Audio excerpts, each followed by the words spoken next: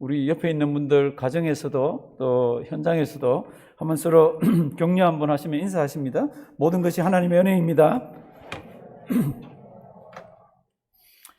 신앙생활을 오래 해보고 또 직분도 가져보고 이렇게 세월이 지나갈수록 마음속에 고민이 하나씩 생깁니다. 그 고민은 뭔가 하면 성경에 있는 우리 신앙의 선배들의 고민과 거의 동일합니다. 이스라엘 백성들이 바벨론의 포로로 70년 잡혀가 있다가 자기 본국으로 돌아왔습니다. 그때 돌아올 때 그리고 그 포로로 잡혔을 때 이 사람들이 굉장히 회개를 많이 하고요. 이 사람들이 우리 앞으로 신앙생활 정말 잘해보자 그리고 잘해야겠다 이렇게 결단을 하면서 옵니다. 와서 성전도 짓고 그리고 이제 신앙생활 하다가 두 번째 지은 그 성전이 첫 번째 성전보다 너무 초라해요. 그런데 하나님의 말씀이 이렇게 옵니다. 너희가 지금 이 보는 하나님의 영광, 이거 후에 훨씬 더 큰 하나님의 영광을 너희가 본다. 그리고 이제 세월이 지나가는데 하나님의 영광이 별로 나타나질 않습니다. 그러니까 이 사람들이 끊임없이 이제 질문을 합니다. 무슨 질문을 합니까? 하나님 도대체 우리 사랑하기는 하시나요? 우리를 사랑한다 그랬는데 언제 사랑했고 어떻게 사랑했나요? 이런 것이 와서 하나님께 막 이렇게 얘기를 합니다. 그러면서 하나님께 드리는 예물이나 하나님께 제사 드리는 것들은 형편없이 드립니다. 그러니까 하나님께서 제사장들을 막 나무랍니다. 너희가 나를 멸시했다고. 그랬더니 제사장들이 이렇게 얘기합니다. 하나님, 우리가 언제 하나님 멸시했죠? 이렇게 또 막 나옵니다. 그때 하나님이 이상한 말씀을 하나 주십니다. 그게 뭔가 하면 너희가 나한테 가지고 오는 그 떡을 너희 총독에게 줘봐라. 너희가 나에게 가지고 오는 그 예물 짐승들을 총독에게 줘봐라. 총독이 화를 낼 거라는 겁니다. 그런 거를 하나님 아버지 앞에 갖고 왔다는 겁니다. 이게 이제 우리의 숙제예요. 세월이 지나면 성경도 더 많이 알고 내가 더 성숙된 신앙인 같은데 가만 들여다보면 세월이 지나는 만큼 비례하질 않아. 어떨 때는 언젠가 하나님이 주신 그 은혜를 딱 붙들고 신앙생활하는 그때보다도 세월은 더 지났는데 직분은 받았는데 더 신앙이 못할 때가 있습니다. 이제 그런 우리들 오늘 이렇게 성경 말씀을 이제 한번 이렇게 보셔야 합니다. 그 말씀이 우리를 그런 면에 있어서는 굉장히 다시 한번 쳐다보게 하고요. 다시 한번 우리 신앙을 다시 한번 이렇게 높여주는 그런 성경 말씀들입니다. 로마서는 1장부터 끝까지 보면 굉장히 논리적이에요. 라지컬합니다. 굉장히 논리적인데 동시에 그 논리적인 글들이 하나씩 정리될 때마다 그 다음에 무슨 말씀이 나옵니까?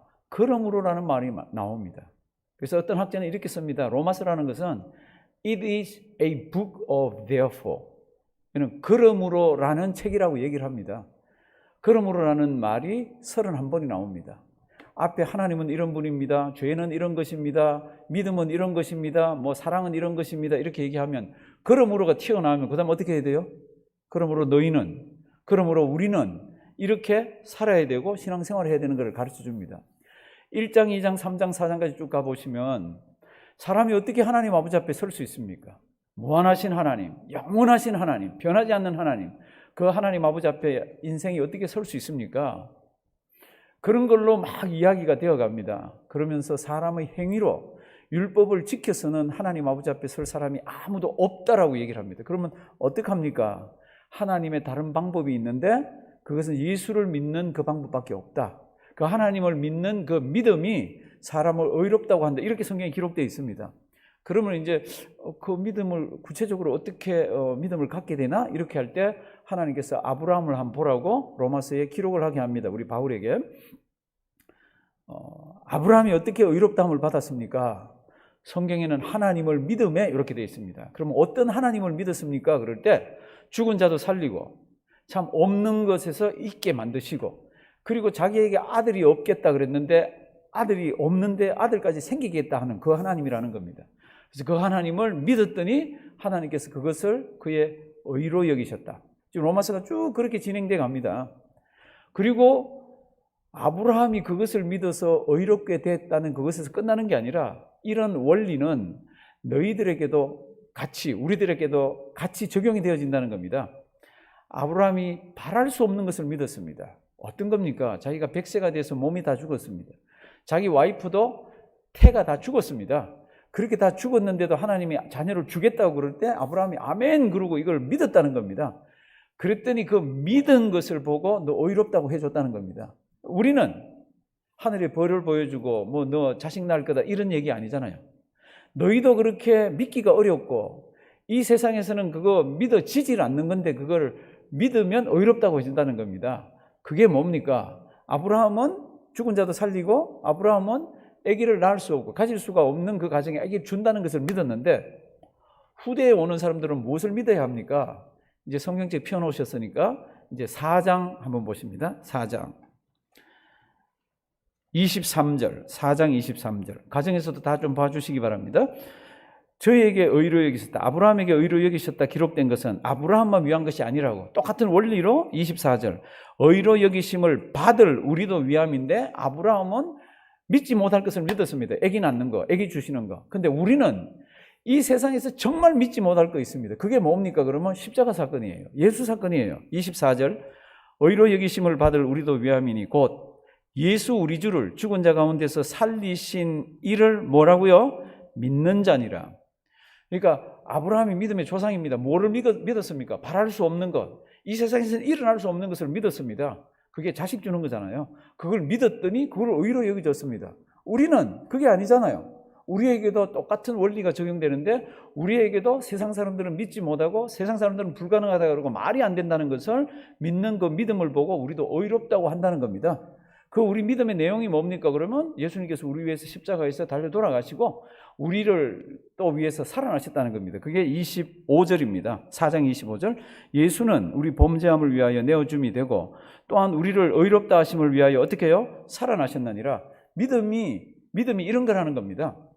불가능한 거, 죽은 자도 살리고 하는 이런 하나님을 믿는 것이 믿음이라는 겁니다.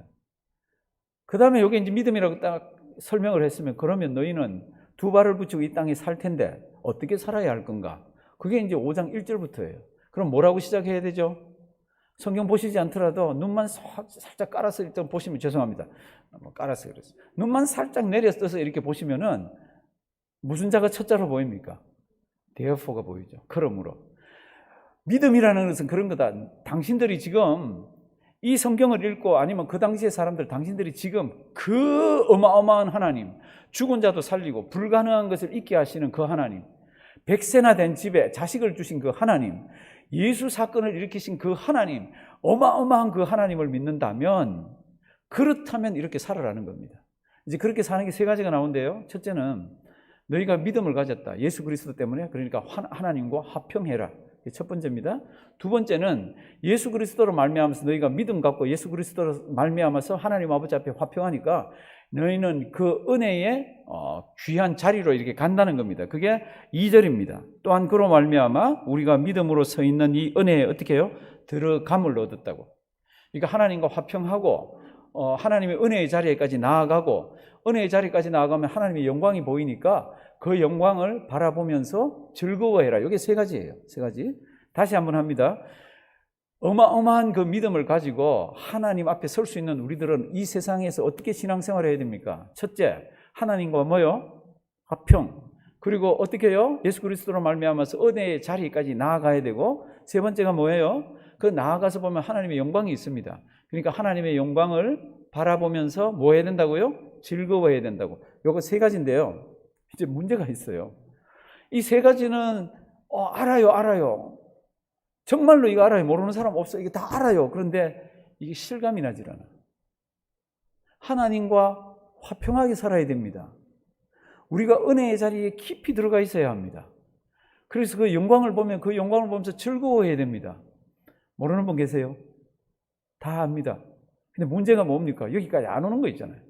이거는 우리만 그런 게 아니라 2000년 교회 역사와 그리고 동일한 원리로 믿음을 가지고 있었던 구약의 성도들도 마찬가지예요. 그래서 하나님께서 그렇게 하나님과 화평하며 그렇게 은혜의 자리에 나아가며 그렇게 하나님의 영광을 보면서 즐거워할 수 있는 방법을 그 다음에 주셨어요. 아까 큰 거 세 개라 그랬잖아요. 세 번째가 하나님의 영광을 바라보며 즐거워하는 거라 그랬습니다. 그리고는 그 다음 성경 말씀에 딱 보면은 이런 말씀이 시작하면서 고리가 시작되면서 또 이 말씀이 진행됩니다. 그런데 그 뒤에 나오는 그 말씀을 통해서 하나님과 화평함이 얼마나 크고 아름다운 건지, 하나님의 은혜의 자리에 거기 들어가 있는 것이 얼마나 감사한 일인지, 그리고 하나님의 영광을 바라보는 것이 얼마나 참 즐거운 것인지를 확인할 수 있는 것들을 뒤에다 넣어놨습니다.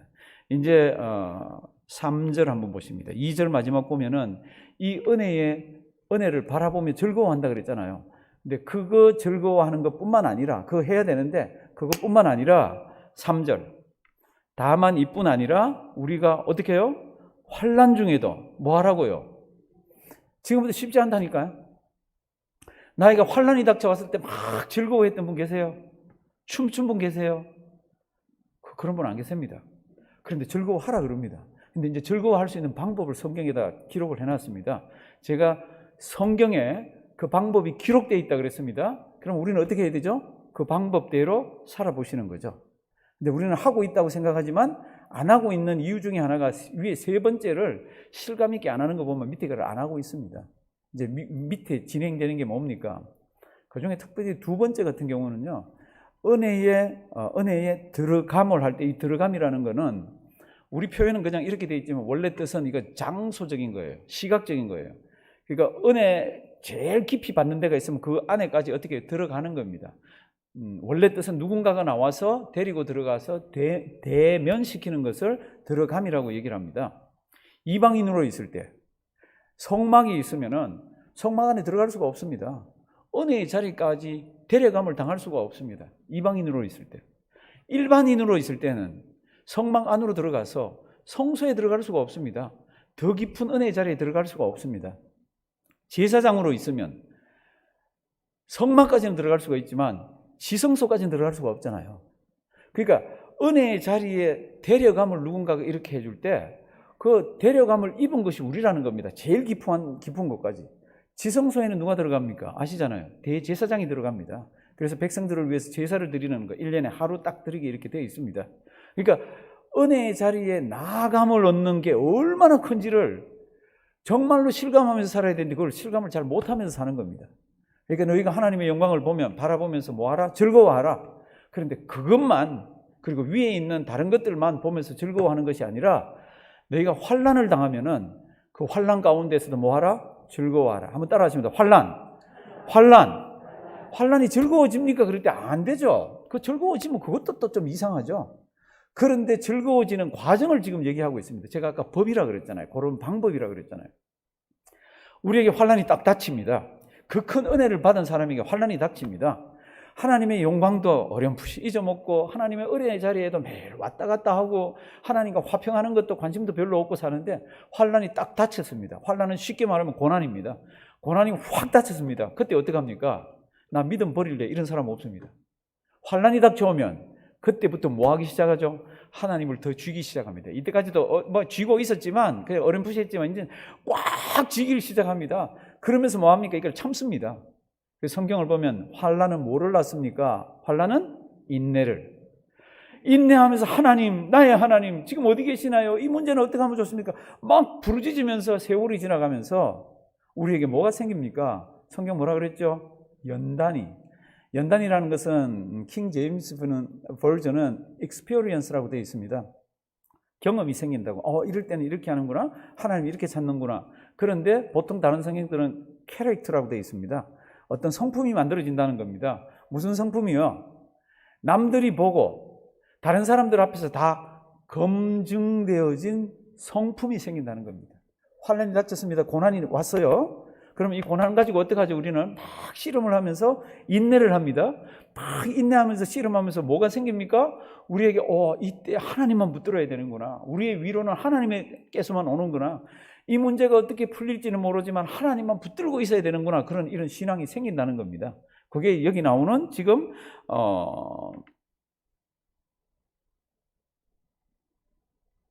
연단이라는 말입니다. 그러면 이 연단이 나에게 그런 성품이, 나의 신앙의 모습이 생긴 가운데에서 신앙생활을 하면 그 다음에 뭐가 생깁니까? 가슴 속에 소망이 생기는 거 있잖아요. 이 소망이라는 것은 초라한 소망이나 부끄러운 소망이 아니라는 겁니다. 지금 5절 한번 보실래요?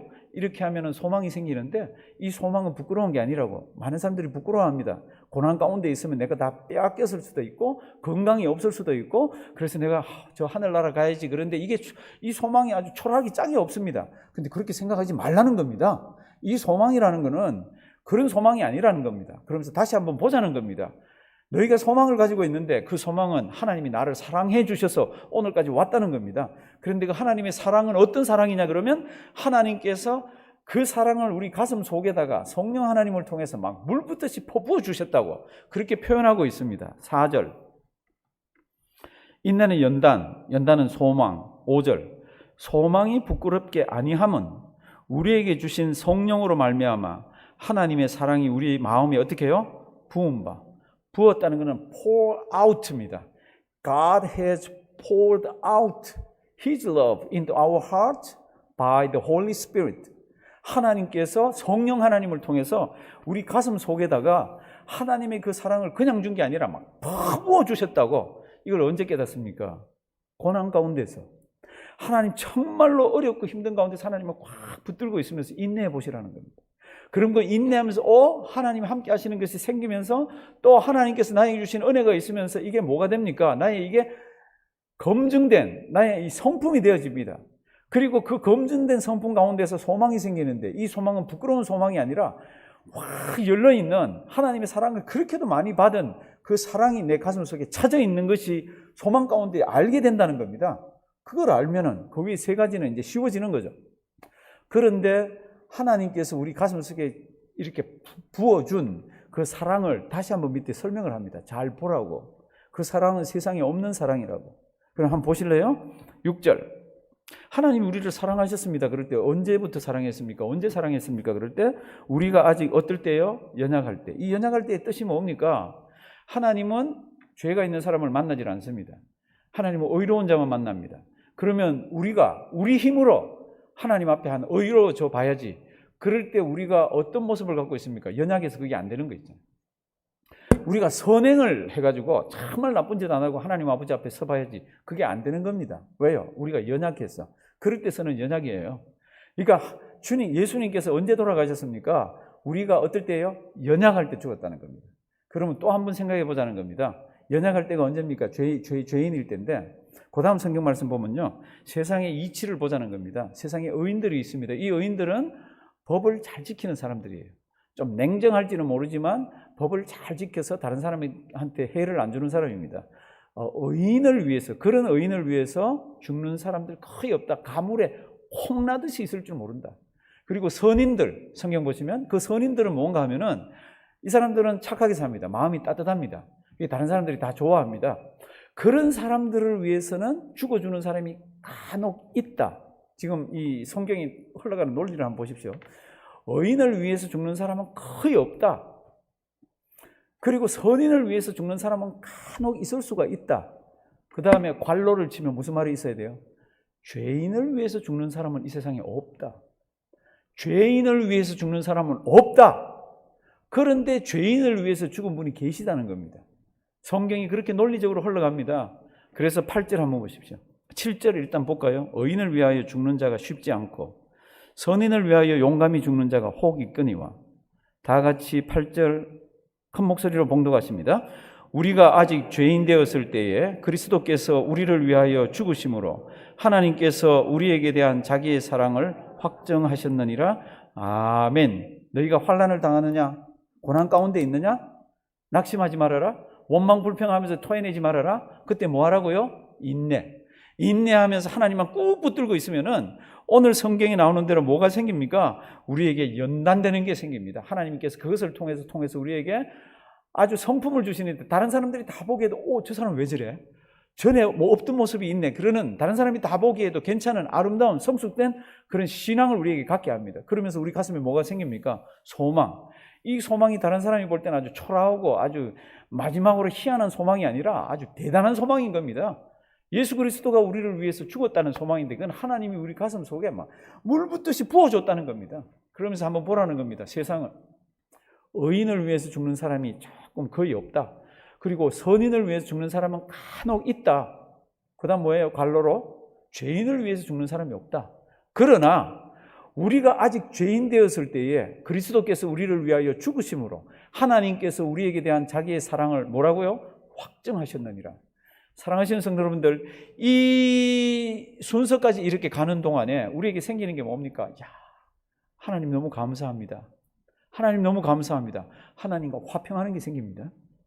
그리고 그런 어려운 가운데서, 그런 인내하면서 연단 가운데서 소망 붙들고 있으면서 뭐가 있습니까? 하나님의 은혜의 깊은 자리에까지 들어갑니다. 우리는 예수 모를 때는 뜰 밖에 있었잖아요. 예수를 알고 나서는 안으로 들어가기 시작하잖아요. 우리 예수님이 십자가에서 십자가를 지고 돌아가셨을 때 가장 두드러진 가장 큰 특징이 뭡니까? 많이 있어요. 마태복음 보면 죽은 사람들이 막 살아났더라고요.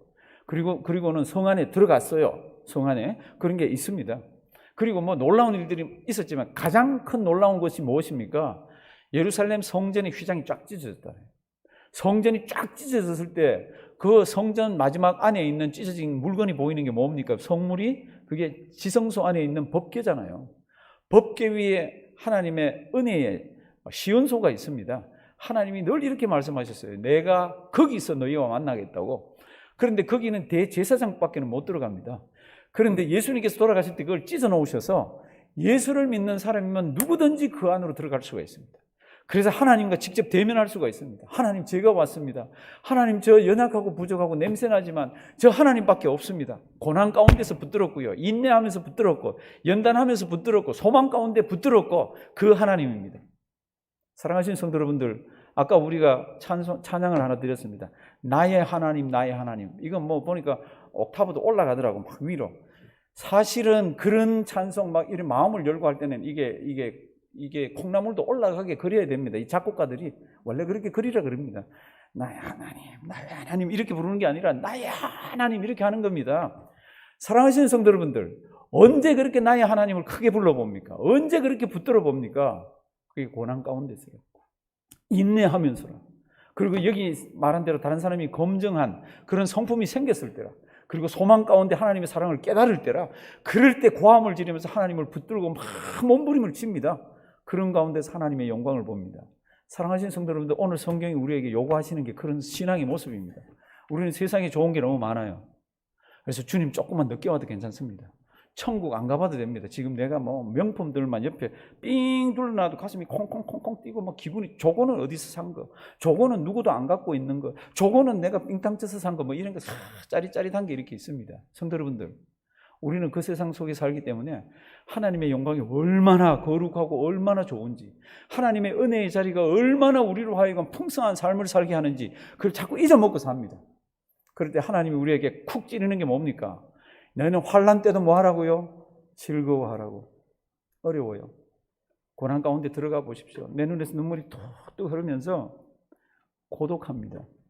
처음에는 그래 힘들지, 어렵지, 아프지, 기도해 줄게요. 세월이 지나가면요, 그 얘기 자꾸도 못합니다. 하려고 그러면 미안하기도 하고 이상하고, 밤에 혼자 깨가지고 울기도 하고요, 혼자 하나님 아버지 앞에서 고독하게 이렇게 있습니다. 그때 오늘 성경이 이렇게 얘기를 합니다. 그래, 너 힘들지? 뭐 하라고요? 그때 즐거워하라고. 그거 즐기라고 그럽니다. 이게 말이 되나요? 해보라는 겁니다. 그걸 인내하면서 하나님을 꼭 붙들고 있어 보라는 겁니다. 즐거움이 생긴다는 겁니다. 환난에도 즐거움이 생기고, 고난에도 즐거움이 생기고, 인내하는 데도 생기고, 참 내 신앙이 다듬어져 가는 데도 생기고, 소망 가운데서 생기고, 그 가운데서 우리 은혜가 깊어진다는 겁니다. 사랑하시는 성도 여러분들, 하나님께서 우리에게 원하시는 신앙의 수준은 그 수준입니다.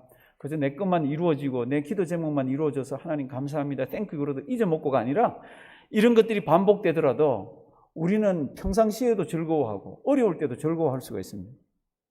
성경을 보시면 이 모든 과정을 참 잘 이루는 신앙의 선배들이 다 그렇죠.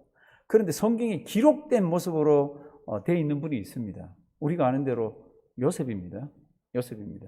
요셉은 진짜 아버지 그리고 할아버지 할머니한테서 아마 뭐 특별히 할아버지한테서도 신앙 교육을 잘 받았을 거예요. 아버지한테도. 그리고 17살에 자기가 형들한테 몸 팔려서 가잖아요. 자기가 입고 있었던 옷은 색동 옷입니다. 채색 옷입니다. 성경을 보면은 팔기 전에 그걸 다 찢었습니다. 그리고 아버지한테 짐승피를 묻혀가지고 요셉이 죽었네요. 이렇게 거짓말을 치는 게 성경이 나오고, 요셉은 팔려서 어디로 갑니까? 우리가 아는 대로 애굽의 시위대장 집에 노예로 팔려갑니다. 노예로 팔려가서 어떻게 했습니까? 진짜 거기서 하나님의 신앙인답게 살았습니다. 그가 환난 가운데 즐거워했습니까? 안 했습니까? 저는 볼 때 즐거워했어요. 왜 그걸 알 수가 있습니까? 그가 노예 생활을 하면서 이 요셉 때문에 그 가정을 형통하게 했다 그러는 그 앞에 무슨 말이 있죠? 여호와께서 저와 함께 하셔가지고 그 주인이 보니까 여호와가 함께 하는 게 보이고 형통하게 보이는 거예요. 이게 뭐 원망불평하고 있는데 그게 보이겠어요?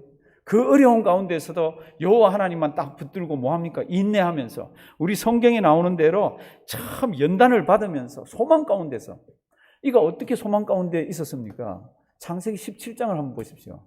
어느 날 밤에 하나님께서 꿈을 보여주셨어. 눈을 뜨자마자 좀 입을 다물고 있으면 좋겠다구만. 형들에게 얘기를 하죠. 형, 내 말 들어봐. 내가 꿈 꿨어. 내가 있잖아, 곡식단을 베어가지고 세워놨더니 형들이 벤 그 곡식단들이 와서 나한테 절하더라. 형들 굉장히 기분 나쁘죠? 굉장히 기분 나빠합니다. 저놈의 새끼 저거. 그리고 어느 날 또 이렇게 얘기합니다. 형 모여봐. 내가 어제 꿈을 꿨는데 해와 달 그리고 11별이 있잖아. 나한테 전부 절을 하더라. 그건 아버지도 들었어요. 성경이 뭐라고 기록되어 있어요? 아버지, 내가 너한테, 우리가, 부모가 너한테, 내가 너한테도 절을 해야 돼? 이놈의 자식. 그러면서 야단을 쳤습니다. 사랑하시는 성도 여러분들, 제가 볼 때는 요셉은 하나님께서 주신 그것을 잊지를 않았어요. 그러니까 그가 노예 생활을 하든지, 그가 깜빵이가 있든지, 그가 다른 어디에 있더라도 하나님께서 주신 그 꿈을, 그 소망을 잘 붙들고 있었습니다. 성경을 보면 억울하게 해서 어디에 갑니까? 억울하게 해서 옥에 갇힙니다. 성경에는 그 옥이 무엇인지 상세하게 기록해놨습니다. 창세기 39장에는 그 옥은 왕에게 죄를 지은 사람만 가는 데예요. 왕에게 죄를 지은 사람에게. 근데 이 시위대장이 요셉을 거기다가 집어넣어 버려요. 왕에게 죄도 안 지었는데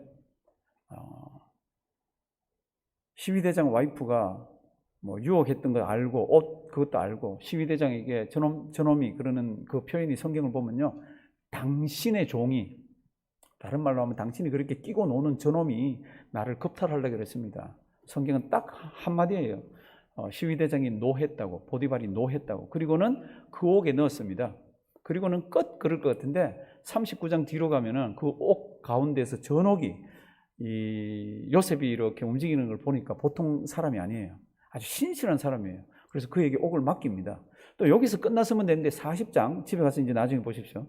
40장 들어가면 설명이 이제부터 나옵니다. 앞에 나오는데요, 요셉이 어떻게 환난 가운데서 인내하고, 인내 가운데서 어떻게 연단을 받고, 어떻게 소망 가운데서 하나님을 붙들었는지 한번 보십니다. 40장.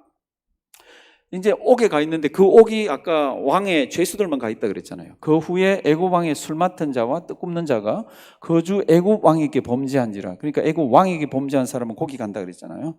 바로가 거두 관원장, 그 술 맡은 관원장과 떡 굽는 관원장에게 노하여 3절 이제 보냅니다. 그들을 시위대장의 집안에 있는 옥에 가두니, 곧 뭐라고요? 요셉이 갇혀 있는데요. 희한한 성경이 기록되어 있습니다. 요셉은 참 내려갈 만큼 내려갔습니다. 옷도 바뀌었잖아요.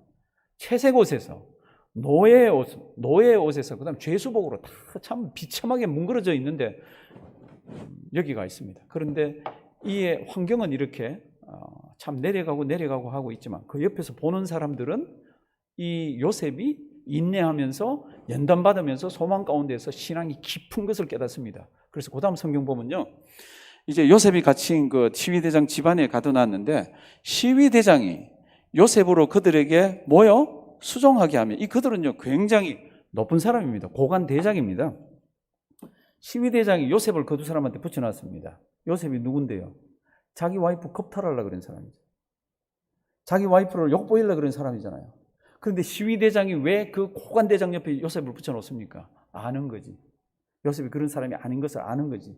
환난 가운데에서 인내하면서 그 다음에서 연단받으면서 소망 가운데서 그가 생활하는 것을 보니까 살아계신 하나님, 영원하신 그 하나님, 변하지 않는 하나님을 붙들고 이가 흔들리지 않고 오늘까지 온 거예요. 그러니까 시위대장이 어떻게 합니까? 시위대장이 요셉을 그에게 붙여놓습니다. 사랑하시는 성도 여러분들, 우리가 인내하면서 하나님을 붙들고 있으면서 연단을 받으면 그게 검증되어지면서 우리 신앙의 모습으로 나타납니다. 세월이 지나가고 그리고 우리 직분이 많아지고 이렇게 하면서 우리에게 반드시 있어야 되는 게 뭡니까? 이 과정의 신앙의 성숙함입니다. 이런 신앙의 성숙함이 없으면 고난이나 내가 원치 않는 일이나 이런 것들이 있으면 입에서 금방 뭐가 나옵니까? 투덜투덜거리는 게 나옵니다. 성경이 이렇게 얘기합니다. 하나님의 영광을 바라보며 즐거워해야 된다. 믿음이 있는 사람.